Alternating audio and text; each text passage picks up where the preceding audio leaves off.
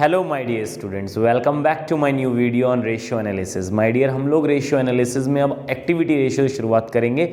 My dear, activity ratio के अंदर हमारे 4 रेशियो आते हैं। इससे पहले रेशियो की शुरुआत करेंगे स्टॉक टर्नओवर रेशियो, जिसको हम इन्वेंट्री टर्नओवर रेशियो के नाम से भी जानते हैं। पहली बात तो दिमाग में बिल्कुल क्लियर होनी चाहिए, स्टॉक और इन्वेंट्री का नाम अलग अलग है एक ही चीज। स्टॉक को हम इन्वेंट्री भी बोलते हैं, ठीक है। अकाउंटिंग स्टैंडर्ड 2 इसके ऊपर लागू होता है, वैल्यूएशन ऑन स्टॉक या वैल्यूएशन ऑन इन्वेंट्री, ठीक है जी। तो फिलहाल हम बात करते हैं कि अगर हम इन्वेंट्री टर्नओवर रेशियो या फिर स्टॉक टर्नओवर रेशियो की अगर हम बात करें तो फॉर्मूला क्या है इसका, cost of revenue from operation, या फिर यूं कहूं कॉस्ट ऑफ गुड्स सोल्ड, एक ही बात है। Cost of revenue from operation upon average inventory. Average inventory कैसे निकलता है, वही average inventory opening inventory plus closing inventory upon 2, मतलब opening stock plus closing stock upon 2। My dear, अगर आपको क्वेश्चन के अंदर दिख जाता है खाली इन्वेंट्री लिखा हुआ या खाली स्टॉक लिखा हुआ, ना तो ओपनिंग बताएं ना क्लोजिंग बताएं, तो उस केस में एजम्पशन होती है कि आप उसी को एवरेज मान के अपना क्वेश्चन कंप्लीट करेंगे, ठीक है जी। अब बात आती है cost of revenue from operation या फिर कॉस्ट ऑफ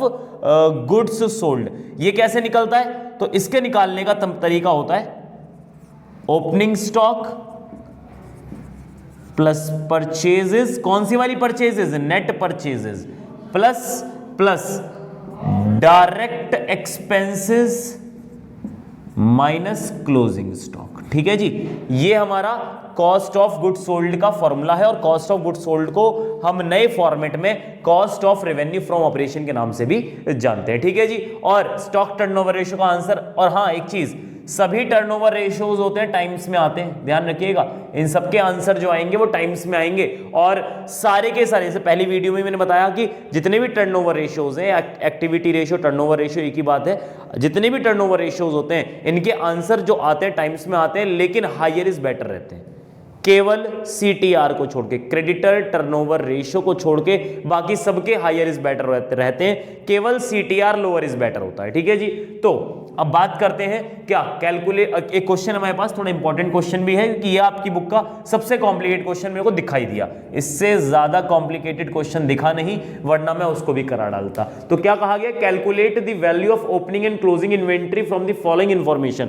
हमें इस बार ओपनिंग और क्लोजिंग स्टॉक निकालने के बारे में कहा है। क्या कहा है, किस इंफॉर्मेशन से, रेवेन्यू फ्रॉम ऑपरेशंस।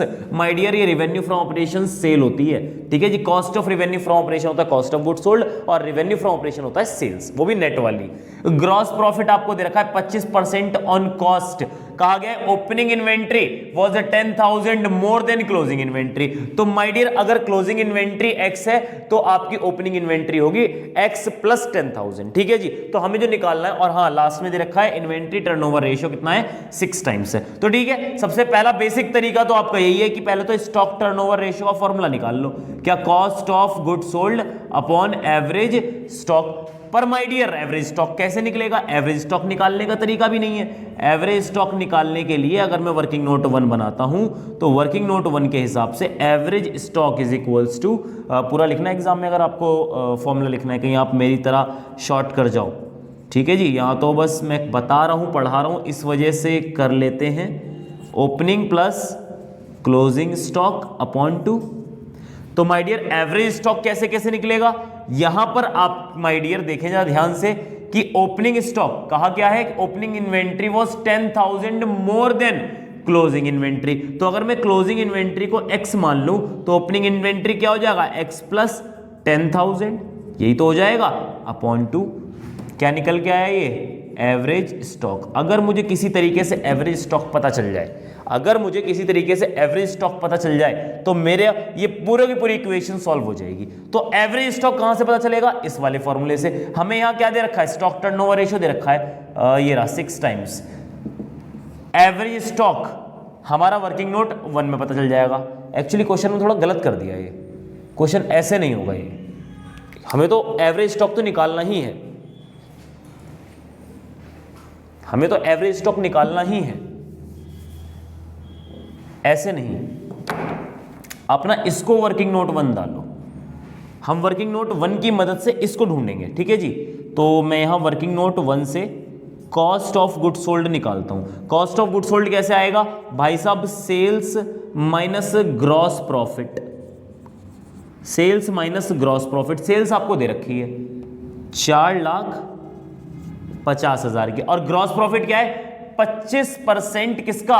कॉस्ट का। कॉस्ट को अगर आप x मान लो तो x का 25% कितना होता है? 0.25x। ऐसे निकाल लोगे। एक तो तरीका ये है, आप इस तरह सॉल्व करके 1.25x is equals to 4.5 lakh, तो x is equals to 4.5 lakh divide 1.25, ऐसे भी आप इसका आंसर निकाल सकते हो। एक तरीका और होता है। तरीका क्या है भाई साहब? जीपी जो है वो 25% ऑन कॉस्ट है, ठीक है जी। इसे आप सेल में कन्वर्ट कर दो, सेल दे रखी ना आपको, सेल में कन्वर्ट कर दो। कैसे? 25%, इसकी शॉर्ट फॉर्म क्या होगी? 1/4, तो 1/4 ऑफ ऑन कॉस्ट, तो कहने का मतलब 4 रुपए की कॉस्ट पे 1 रुपए का प्रॉफिट। तो इनडायरेक्टली क्या कह सकते हैं? 5 रुपए की सेल पे 1 रुपए का प्रॉफिट, तो 1/5 ऑन सेल। तो इस केस में क्या होता है? सेल्स तो आपको दे ही रखी है, सेल्स कितनी है? 4,50,000। इसका कितना निकालना है? 1/5, 5 9 45, 90,000 क्या निकल के आ गया? Gross profit 90,000। और 90,000 जीपी आ गया, सेल 4.5 लाख है ही, तो कॉस्ट ऑफ गुड सोल्ड निकालने का तरीका सिंपल सा है, 4.5 लाख माइनस 90,000। मेरे अनुमान में इसका आंसर आना चाहिए 3,60,000, ठीक है जी। कॉस्ट ऑफ गुड सोल्ड यहाँ भी यही आएगा, आप सॉल्व कर लें 3,60,000 ही आएगा। आप ये वाला तरीका यूज़ करना चाहें, ये वाला कर सकते हैं, ये वाला करना चाहिए, ये वाला ही कॉमर्स का तरीका है, वो नॉर्मल मैथमेटिक्स का तरीका आप बचपन से करते आए होंगे। तो आपका कॉस्ट ऑफ गुड सोल्ड क्या निकल के आ गई? कॉस्ट ऑफ गुड सोल्ड क्या निकल के आ गई? हमने कॉस्ट ऑफ गुड सोल्ड की तो एक्स माना था, बिल्कुल, तो ये 3,60,000 निकल के आ गई। एवरेज स्टॉक कितना आया निकल के?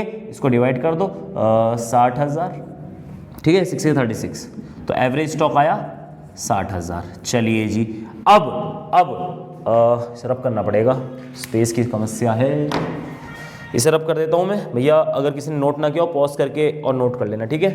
चलिए,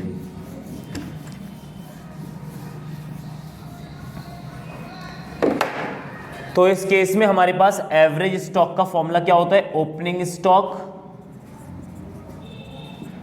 plus closing stock upon two average stock कितना है? 60,000।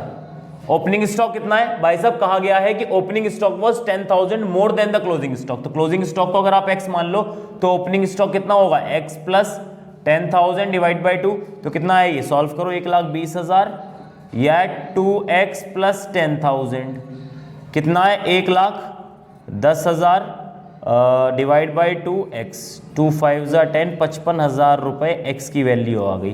तो x क्या माना था मैंने? x माना था मैंने क्लोजिंग को। तो भाई साहब क्लोजिंग स्टॉक कितना आया? 55,000 और ओपनिंग स्टॉक कितना आया? 10,000 ज्यादा है तो 65,000, ठीक है जी। तो ये आपका आंसर यही आपसे मांगा था। उम्मीद करता हूं आपको ये बात समझ में आ गई होगी। इससे ज्यादा कॉम्प्लिकेटेड क्वेश्चन आपकी बुक में नहीं है इन्वेंटरी टर्नओवर रेशियो का। अगर वीडियो पसंद आया हो तो लाइक कमेंट शेयर सब्सक्राइब करें और माय डियर ऐसे ही जुड़े रहें ताकि हम लोग रेशियो भी कंप्लीट करें और कैश फ्लो स्टेटमेंट भी कंप्लीट कर पाएं, ठीक है जी। मिलते हैं नेक्स्ट वीडियो में। Thank you very much, have a nice day.